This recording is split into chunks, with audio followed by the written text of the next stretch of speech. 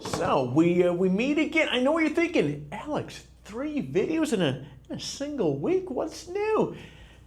Yeah, it has been a minute since we have had more than Actually, for the last 2 or 3 months, if we even get out 1 video per week, it would be an act of what.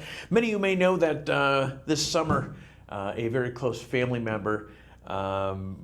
We have some very yucky stuff that we're dealing with, and it has taken me out of my office quite a bit. But we've gotten a bit of routine down, and so I'm getting some time back and play catch up. In this video today that we're going to be covering here today, which is actually on this here, boom, box, was just too good of a topic to pass up. So this could be video number 3 this week. Yeah. So we have spoken about many times in the past, when you look at your overlanding kit, your camping kit that you could take it out, there are a number of items that are actually mission critical to your success, having a good time out camping, overlanding, whatever you want to call it. Now, putting aside, those Captain Obvious things like a tent, there are items like a table. Now you can see where this is leading. Actually, I think probably the title probably gave it away already, so you know what this is about. But a table is one of those items that, because of the sheer utility with it, is a very important part of your camping kit that you go taking out, because there's a lot of things that are going to be circled around. That it becomes like the heart of your camp spot there, for obvious reasons. Now, over the years, there are 3 tables that I have used religiously, especially 2 of them. Two of the tables I use 99% of the time when I go heading out. The other one is kind of like an oddball, but I still use it. It is still part of my 3 favorite tables. I've tested it, I've abused, I've used it, and it has a great utility for me and how I go heading out. Now, actually, just reminds me, I've been meaning, one of the casualties to what I've gone through here for the last couple months, I have a video that's been recorded on my top 3 favorite tents. It just reminded me, I need to edit that and get that out in front of you. You'll see one of the tables, which I'm going to use as a point of reference for today, is the Tailgater Tire Table. Now, if you aren't familiar with this company, it is a family-run business, I think in California or Nevada. Either way, they're north someplace. A family-run business that has become kind of a backbone to the overlanding space when it comes to tables. These people, you're going to see them always at the shows. They're there setting up booth. They're showing the product. These people have put their blood and sweat into building that brand into what it is today. It's a cornerstone of.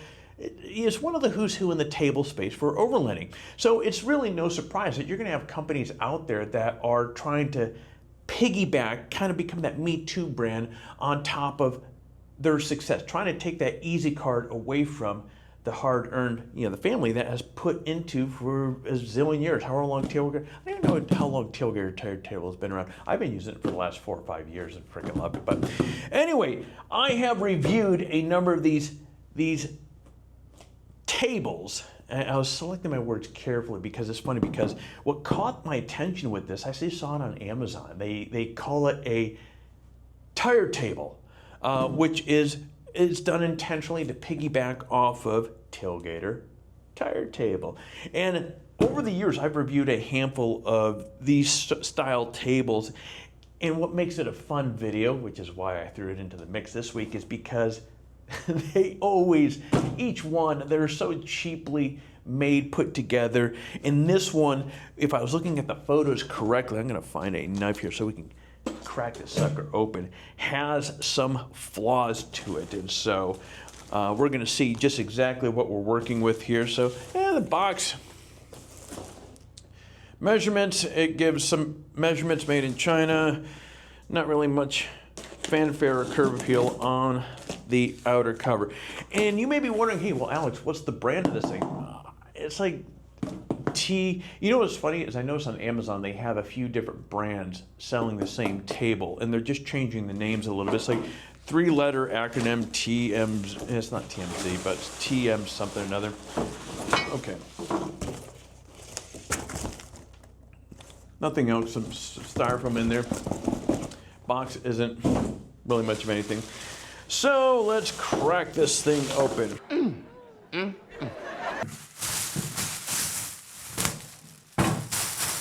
Plastic bag, wrapping it up. We have some knobs onto this piece of styrofoam right here. I'm gonna cut that out of there.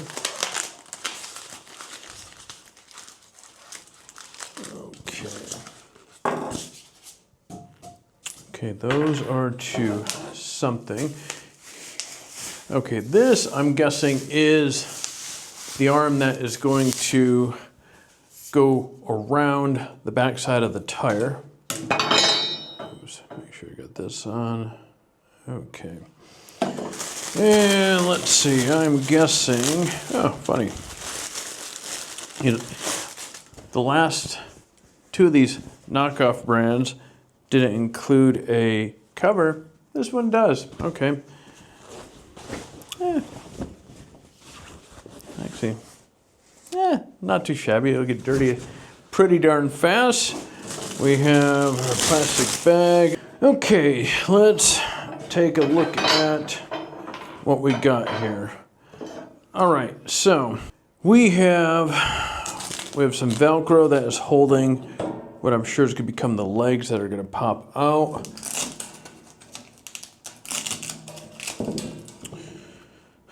We have a little knob right here, which I'm guessing is for the leg, and we don't have a knob there. Maybe that's one of these and they give it as a spare. The same size? Yeah, about the same size. Okay, so I'm gonna plop that one. Oh, wait a minute. No, these right here are for this section right here. So this is, okay, hold on a second. Let's do this. This part right here is going around the back tire. And these knobs right here are what going to go into here. Let's see if I can do this one hand. Those go in there because that's going to cinch.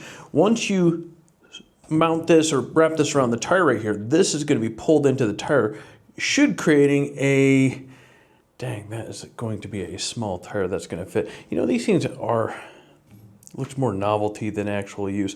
That's going to be a small tire. Any rate, so we need this knob right here, and we also have, let's do this. Move that up there, and then we're going to screw in the other one right over here. Okay, again, so what's going to happen here is, once you get it wrapped around your tire, you're going to cinch this one and this one down, and that should create a compression fit right there. But we have a problem because one of the knobs is not in here, and that really extends up and down pretty rough as well. All right, well that... You get what you pay for. Well, that's going to change the dynamics of this review here. Yeah. Quality control is one of those items that clearly, I'm going to just keep it down low here, and that will allow me to look at this a little bit further. All right. Off the get-go, not doing well from a quality control. You know, this is plastic. You know, it's funny, when I was looking at the ad online, I was trying to figure out how this worked, because if you compare this to the original Tailgater Tire Table, they have legs that come down, two short legs that you kind of pop in right in the back here, and that gives it a vertical support up against the tire, which is absolutely critical for stabilization, keeping this snug up against the tire. And this one obviously doesn't have that. But you have these, again, you have these plastic knuckles here, which just feel really cheap. Yeah, I'm not feeling that at all. Okay, so off the get-go, I guess I will say one positive thing about this table here. The last kind of a knockoff one that I tested, it had rough edges going around the outside. This company at least did a much better job with the welds going around. Now the table still feels quite cheap and so forth. I wouldn't put much weight on top of this. I don't even know what this thing is rated for, but look at the size and just the plastic knuckle that we see up here, and then just also how this top feels. I would not put a lot of weight. And then also, assuming you had all of your bolts that are supposed to be in here, which they only gave us 3, these things feel really,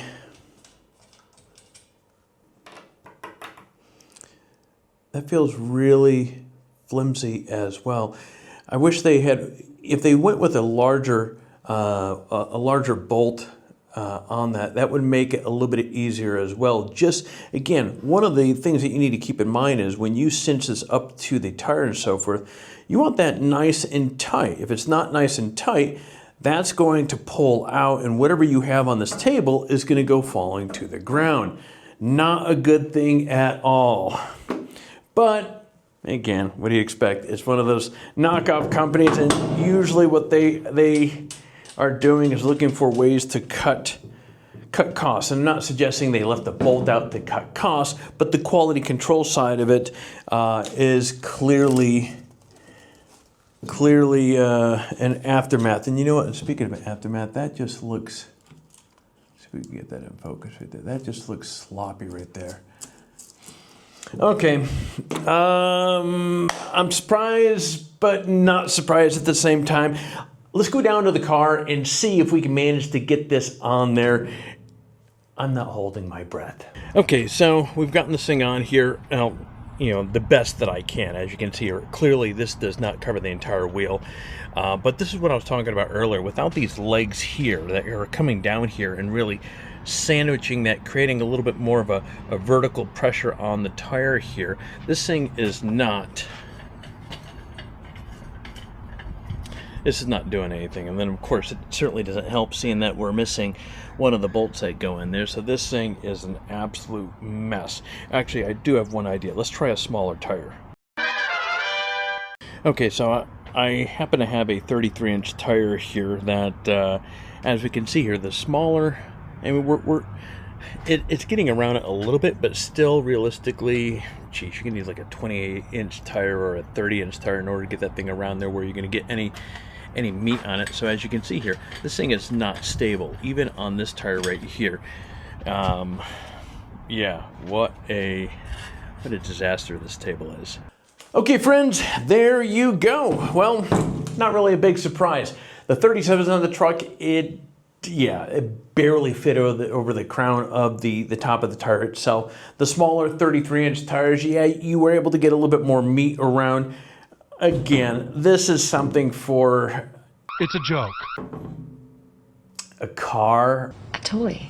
Or a very small truck tire. You know what's funny is the ad on the site shows this thing mounted on a motorcycle, and the motorcycle has a stand underneath it. And so this is the thing with some of the marketing tactics from overseas and so forth. They don't think about how they stage these things up. Because they know all they sold you was a guaranteed piece of shit. And some of it's quite comical. And that, frankly speaking, the motorcycle photo, that's the one that did it for me. That's the one, you know, I got to test this thing out and just see, have a little fun with it. Who's going to bring this thing strapped to their back on a motorcycle and the stand out to a picnic? What a joker. So 37-inch tire, not a chance. 33-inch tire, realistically, not a chance. I'm giving it a big old fat thumbs down on this. I am going to go to Home Depot and see if they have or just get a bolt with the same thread pattern. And what we'll do is we'll do a subsequent follow-up video playing maybe a comparison to the original tire table, because this right here from a stability standpoint is just, yeah, I'm not feeling it. Again, without that vertical stabilization going down on the side here in these little tiny little bolt heads right there. You're not going to be able to cinch that down tight enough to have anything of much more than 10 pounds on top of this thing. But anyway, friends, that's all I have here for you. Just a quick video. So if you have any questions on a camping table or this thing or any tables that you would like us to review moving forward, let me know in the comments down below or send a message over to 4 Wheel Drive Talk. But that said, friends, I'm going to be signing off, so you get out there and stay healthy and find your adventure.